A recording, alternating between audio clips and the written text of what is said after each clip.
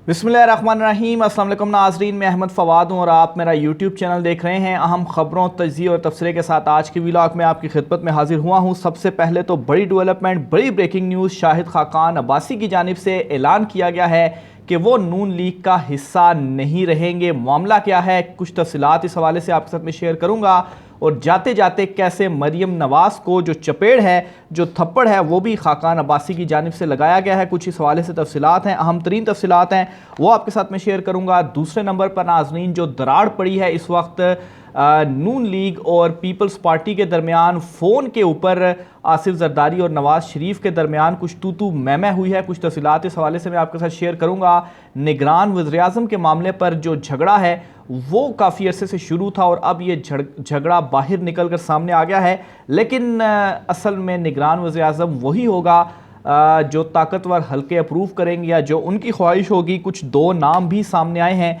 और ये नए नाम सामने आए हैं। गुज़श्ता काफ़ी दिनों से काफ़ी जो नाम हैं वो लिए जा रहे थे कि ये निगरान वज़ीर-ए-आज़म होगा और ये निगरान वज़ीर-ए-आज़म होगा, लेकिन अब ये दो नए नाम और सीरियस नाम आप समझें ये सामने आए हैं। ये नाम क्या हैं, झगड़ा क्या इस वक्त हो रहा है, इस पर भी कुछ अहम तरीन तफसीलात हैं, वो भी आज की व्लॉग में आपके सामने रखूँगा। सबसे पहले तो नाज़रीन कुछ अहम तरीन जो डेवलपमेंट्स हुई हैं, इन डेवलपमेंट्स के हवाले से आपके साथ में तफसीलात शेयर करना चाहूँगा। तोशा खाना रेफरेंस, तोशा खाना केस जो इमरान खान साहब के अगेंस्ट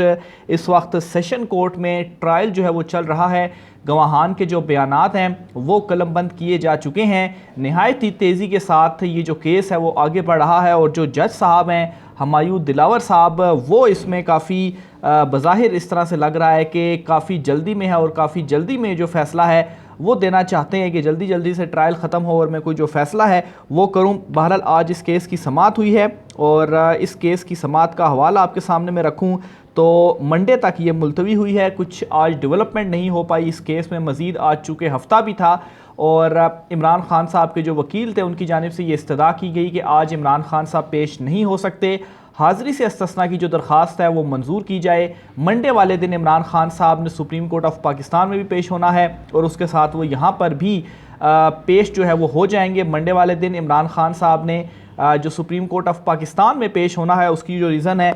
वो जो क्वेटा में वकील के कत्ल का मामला था, इसमें जो इमरान खान साहब को नामज़द किया गया है इस हवाले से सुप्रीम कोर्ट ऑफ पाकिस्तान में जो दरख्वास्त थी उसमें इमरान खान साहब ने सुप्रीम कोर्ट में पेश होना है, तो इस वजह से आज ये जो दरख्वास्त है इस्तिस्ना की वो दी गई। बहरहाल आर्गूमेंट्स हुए और उसके बाद ये जो दरख्वास्त है वो मंजूर कर ली गई। थोड़ी सी तफसील अगर समाअत के हवाले से भी बताता चलूँ ताकि मामला जो है वो मज़ीद आपके सामने क्लियर हो जाए, तो हुआ आज कुछ इस तरीके से कि इमरान खान साहब के जो वकील हैं बैरिस्टर गौहर माफ़ कीजिएगा, बैरिस्टर गौहर और इलेक्शन कमीशन के वकील अमजद परवेज़, ये दोनों आज सेशन कोर्ट में पेश हुए। इमरान खान के वकील ने हाज़री से जो इस्तिस्ना की दरख्वास्त थी वो दायर की और कहा कि पीर तक ये समाअत मुलतवी की जाए, लेकिन इस पर जो वकील थे इलेक्शन कमीशन ने उन्होंने एतराज़ किया और ये कहा कि इस्तिस्ना की दरख्वास्त में कोई ठोस वजूहात नहीं है। इस वक्त ट्रायल चल रहा है, मुलजिम का मौजूद होना ज़रूरी है। पीर को अगर इमरान खान को सुप्रीम कोर्ट ने ज़रूर जो है वो तलब कर रखा है, लेकिन इन्हें आज जो हाज़री है वो यकीनी बनानी चाहिए थी और मंडे को भी इनकी जो हाज़री है वो यकीनी होनी चाहिए। इसलिए बयान हल्फी जमा करवाने का जो हुक्म है वो दिया जाना चाहिए और ये कहा जाए कि सुप्रीम कोर्ट में पेशी के बाद सेशन कोर्ट में इमरान खान साहब लाजमन पेश हों। यानी कि एक तरफ उन्होंने एतराज़ भी उठाया और दूसरी तरफ उन्होंने कहा कि चलें ठीक है, अगर आप मंजूर भी करते हैं तो फिर इमरान खान साहब की जो पेशी है वो आप यकीनी बनाएं। हालांकि इमरान खान साहब के ऊपर तकरीबन जो 200 का हिस्से के करीब इमरान खान साहब पहुंच चुके हैं मुकदमात की, तो इन मुकदमात में इमरान खान साहब पेश हो रहे हैं। कभी इस्लामाबाद पेश होते हैं, कभी लाहौर हाई कोर्ट में पेश होते हैं, तो बहरहाल पेशियाँ इस वक्त इमरान खान साहब भुगत रहे हैं। लेकिन फिर भी ये चाहते हैं जी कि एक यकीनी हो जाए कि इमरान खान साहब पेश हों। इस पर जो जज साहब थे हमायूं दिलावर, उनका ये कहना था कि केस की फ़ाइल में सिर्फ इस्तिस्ना की दरख्वास्त के अलावा कुछ नहीं, आज भी दरख्वास्त इस्तिस्ना की हद तक ही है। बहरहाल एट द एंड ये जो हाज़री की इस्तिस्ना की दरख्वास्त थी ये मंजूर कर ली गई और ये कहा गया कि इमरान खान साहब अपनी पेशी को दोबारा यकीनी बनाए। ये जो तोशा खाना केस है ये काफ़ी ज़्यादा इंपॉर्टेंट केस है क्योंकि जिस तरीके से इसका ट्रायल चल रहा है तेज़ी से, तो लग ही रहा है कि इसका जल्दी से फ़ैसला दिया जाएगा और इमरान खान साहब जो हैं اگر ان کے اوپر ثابت ہوتی ہیں چیزیں وغیرہ تو ان کو اس میں سزا دینے کے جو ارادے ہیں وہ بھی حکومت کے موجود ہیں۔ تو بہرحال اب 24 تاریخ کو اس کی سماعت ہوگی، اس حوالے سے مزید جو ڈیٹیلز ہوتی ہیں اس سماعت میں وہ بھی آپ کے ساتھ میں شیئر کروں گا۔ دوسرے نمبر پر جو اہم ڈیولپمنٹ ہوئی ہے وہ سپریم کورٹ آف پاکستان سے ہوئی ہے، اور وہ ڈیولپمنٹ یہ ہے کہ فوجی عدالتوں میں سویلینز کے ٹرائل کے خلاف جو درخواستیں تھیں اس کا تحریری حکم نامہ جاری کر دیا گیا ہے، اور اس تحریری حکم نامے میں تقریباً 6 یقین دہانیاں اٹارنی جنرل کی جانب سے کروائی گئیں، جس پر عدالت نے اس تحریری حکم نامے میں یہ کہا کہ اٹارنی جنرل نے بلکہ یہ لکھا تحریر کر دیا کہ یہ یقین دہانیاں اٹارنی جنرل نے کروائی ہیں، یعنی کہ ان یقین دہانیوں سے ہٹ کر کوئی جو قدم ہے وہ نہیں اٹھایا جائے گا، اور ساتھ ہی ساتھ 10 روز کی مہلت اٹارنی جنرل کو دی کہ آپ حکومت کے پاس جائیں اور جو اپیل کا رائٹ ہے، یعنی کہ اگر ملٹری کورٹس میں ٹرائل چلتا ہے تو اس کے بعد جو فیصلہ آئے گا اس فیصلے کے اگینسٹ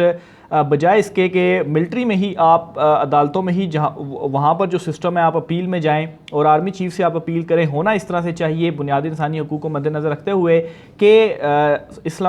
کہ ہائی کورٹس جو ہیں وہاں پر اپیل کا حق ہونا چاہیے۔ تو اس حوالے سے آپ نے حکومت سے ہدایت لینی ہے، قانون سازی کرنی ہے، آرڈیننس جاری کرنا ہے، تو یہ معاملہ آپ کلیئر کریں۔ 10 دن اس حوالے سے دیے گئے ہیں۔ مزید اس میں ایک تو یہ چیز کہی گئی ہے کہ اٹارنی جنرل نے عدالت کو یہ کہا جی کہ کسی ملزم کو سزائے موت یا لمبی سزا یعنی کہ عمر قید کی جو سزا ہے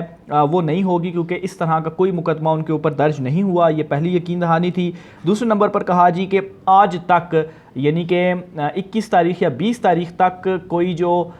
ملزم ہے اس کا ملٹری کورٹ میں ٹرائل شروع نہیں ہوا، اور ساتھ یہ بھی کہا یقین دہانی کرائی کہ اگر ملٹری کورٹ میں ٹرائل ہوتا ہے تو وہ جو فیصلہ دیں گے وہ ون لائنر نہیں دیں گے، بلکہ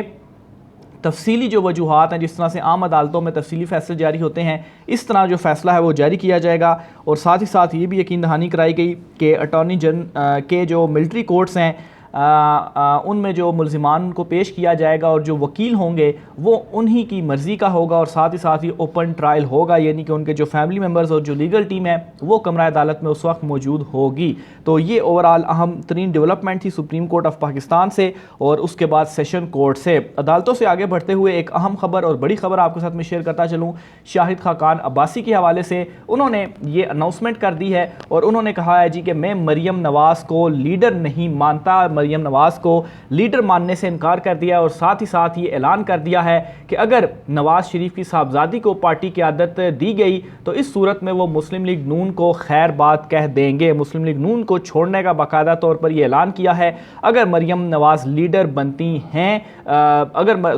قیادت دی جاتی ہے، اور اس وقت عملی طور پر تو مریم نواز کے پاس ہی قیادت ہے، لیکن ویسے جو عہدہ ہے صدارت کا وہ شہباز شریف کے پاس ہے۔ تو بہرحال شاہد خاقان عباسی جو کہ کافی عرصے سے نون لیگ سے ذرا سائیڈ پر چل رہے ہیں اور انہیں جو قیادت ہے جس طرح سے نواز شریف اور دیگر انہوں نے بھی تھوڑا دور رکھا ہوا ہے، جس طرح سے پہلے یہ پارٹی میں ایکٹیو ہوا کرتے تھے اس طرح سے ان کو معاملات میں ایکٹیو نہیں کیا گیا ان کے انہی بیانات کی وجہ سے۔ تو بہرحال یہ ایک چپیڑ انہوں نے ایک قسم کی لگائی ہے مریم نواز کو۔ سب سے پہلے تو چودھری نثار اسی وجہ سے پارٹی کو چھوڑ کر گئے تھے، اور اب شاہد خاقان عباسی نے بھی قرار دے دیا کہ مریم نواز لیڈر نہیں ہے، ان کی اپنی پارٹی سے ہی یہ جو آواز ہے وہ اٹھنا شروع ہو چکی ہے۔ تفصیلات کے مطابق شاہد خاقان عباسی کا مریم نواز کو لیڈر ماننے سے انکار۔ شاہد خاقان عباسی نے یہ کہا کہ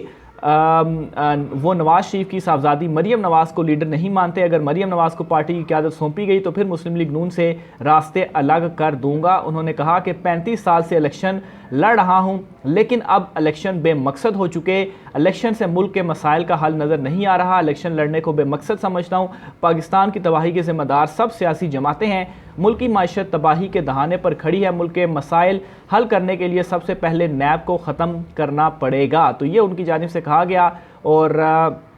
وہ یہ بھی کہتے ہیں کہ بے مقصد الیکشن نہیں لڑوں گا، یعنی کہ اس وقت ان کو معلوم ہے کہ جو حکومت کے پلانز ہیں، اور اگر اس صورتحال میں پی ٹی آئی کو مائنس کرنے کے بعد یا پی ٹی آئی کو دور کرنے کے بعد الیکشن سے اور پھر الیکشن لڑتے ہیں تو اس صورت میں جو الیکشنز ہوں گے وہ بے مقصد ہوں گے، اور ان کو یہ معلوم ہے کہ انہوں نے الیکشن جیتنا بھی نہیں ہے، تو اس وجہ سے یہ بھی کہتے ہیں جی کہ میں الیکشن نہیں لڑوں گا کیونکہ یہ جو الیکشنز ہیں وہ بے مقصد ہیں۔ آگے چلتے ہوئے ایک اور اہم خبر، بڑی ڈیولپمنٹ جو اس وقت نون لیگ اور آصف زرداری، نواز شریف، آصف زرداری، شہباز شریف، ان کے درمیان جو معاملات ہیں وہ گڑبڑ ہو چکے ہیں۔ یہاں تک بھی تفصیلات بتائی جا رہی ہیں کہ ایک فون کال کی گئی زرداری اور نواز شریف ان دونوں کے درمیان، اور کچھ جو تو میں ہے وہ بھی ہوئی، کیونکہ اصل جو ایک نگران وزیراعظم کا معاملہ ہے اس معاملے کے اوپر بھی اتفاق نہیں ہو پا رہا، پھر اس کے ساتھ ہی جو دیگر کچھ معاملات ہیں الیکشنز کے حوالے سے اس معاملے پر بھی اتفاق نہیں ہو پا رہا، اور سب سے اہم معاملہ کہ جو نون لیگ اس وقت یہ چاہتی ہے کہ پاکستان تحریک انصاف کو بین کر دیا جائے اور عمران خان کو نااہل کر دیا جائے اور انہیں الیکشن ہی نہ لڑنے دیا جائے، یعنی کہ میدان میں ان کے مخالف میں کوئی بھی الیکشن نہ لڑے، وہ اکیلے ہی الیکشن لڑیں اور پھر اس کے بعد وہ کہیں کہ انقلاب آ گیا اور الیکشن ہم جیت چکے ہیں۔ اس معاملے کے اوپر آصف زرداری بالکل ان سے انکاری ہو رہے ہیں، کھل کر پیپلز پارٹی نے اس موقف کا اعلان کر دیا ہے کہ اس طرح سے نہیں ہوگا، اور اس کی جو وجہ ہے وہ یہ ہے کہ یہ نہیں کہ پیپلز پارٹی بہت کوئی جمہوری جماعت ہے اور وہ کوئی پی ٹی آئی کو الیکشن لڑنا دینا چاہتی ہے۔ اصل مسئلہ یہ ہے کہ ان کو یہ معلوم ہے کہ اگر پاکستان تحریک انصاف الیکشن نہیں لڑتی تو اس صورت میں مسلم لیگ نون جو ہے وہ ان کا راستہ روکے گی، اور جو ان کی خواہش ہے پنجاب میں واپسی کی اور اقتدار حاصل کرنے کی، خاص طور پر بلاول زرداری کو وزیراعظم بنانے کی، وہ کسی صورت بھی پوری نہیں ہو سکتی۔ اور اگر پاکستان تحریک انصاف لڑتی ہے تو ظاہر سی بات ہے پاکستان تحریک انصاف ہی وہ جماعت ہے جو کہ مسلم لیگ نون کو گرا سکتی ہے، تو اس صورت میں ان کے جو چانسز ہیں وہ بڑھ جائیں گے۔ تو یہ وہ ایک مین وجہ ہے۔ ان دنوں آپ ٹی وی چینلز پر بھی دیکھتے ہوں گے کہ بڑے دفاع میں اس وقت پیپلز پارٹی سامنے آ رہی ہے کہ نہیں، اس طرح سے ہم ساتھ نہیں دیں گے یا اس طرح سے نہیں ہونا چاہیے، اور یہ اس بات کا بھی ایک ثبوت ہے کہ اس طرح کی جو پلاننگ ہے وہ ہو چکی ہے، عمران خان کو نااہل کرنے کی اور پاکستان تحریک انصاف کو الیکشن سے باہر کرنے کی جو پلاننگ ہے وہ ہو چکی ہے، لیکن اور اس کے لیے بڑا زور بھی لگایا جا رہا ہے، لیکن ابھی تک اس میں جو کامیابی ہے وہ نہیں ملی، اور جو پاکستان تحریک انصاف کے ساتھ اب تک کیا جا چکا ہے اس سے مزید جو مقبولیت ہے وہ پاکستان تحریک انصاف کی بڑھی ہے۔ اور پھر دوسرا معاملہ جو نگران وزیراعظم کا ہے، اس معاملے کے اوپر بھی طاقتور حلقوں سے اور ان کے درمیان جو اختلافات ہیں وہ شدت اختیار کر چکے ہیں، اور کسی ایک نام کے اوپر اتفاق نہیں ہو پا رہا، کیونکہ جو اعتماد ہے اس کا فقدان ہے۔ دوسری طرف جو دو اہم نام سامنے آئے ہیں، اور ان ناموں کے اوپر جو ہے وہ یہ آپ سمجھیں کہ بڑے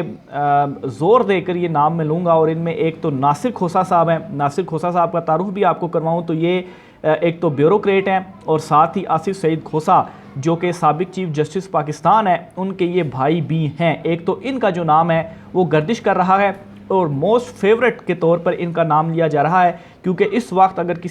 کوئی ایک نام جو سب کے لیے قابل قبول ہو سکتا ہے، یعنی کہ طاقتور حلقوں اور تمام جماعتوں کے لیے، وہ ناصر کھوسہ کا ہی ہے۔ اور دوسرے نمبر پر حفیظ شیخ کا جو نام ہے وہ لیا جا رہا ہے، اور ان کا جو نام ہے وہ اس وجہ سے سامنے آ رہا ہے کہ جو اس وقت صورتحال ہے ملکی معیشت کی، تو بطور معاشی ماہر ان کا نام سامنے آ رہا ہے کہ ان کو شاید نگران وزیراعظم بنا دیا جائے۔ تو یہ دو نام ہیں جو کہ اس وقت کافی زیادہ گردش کر رہے ہیں، اور ساتھ ہی ساتھ یہ بات بھی سامنے آ رہی ہے کہ شاید بلوچستان سے کوئی ایک بڑا سیاسی نام یا کوئی بیوروکریٹ یا کوئی ٹیکنوکریٹ جو ہے وہ سامنے لایا جائے، اور یہ ایک سرپرائز بھی ہو سکتا ہے سب کے لیے، اور اس حوالے سے جو تلاش ہے وہ بھی جاری ہے، اور بلوچستان سے شاید کوئی ایک نام سامنے لایا جائے نگران وزیراعظم کے لیے۔ تو بہرحال ابھی تک کے جو دو نام سامنے آئے ہیں وہ نام میں نے آپ کے سامنے رکھ دیے ہیں۔ آخر میں ناظرین، وفاقی دارالحکومت میں اس وقت کیا ہلچل ہے،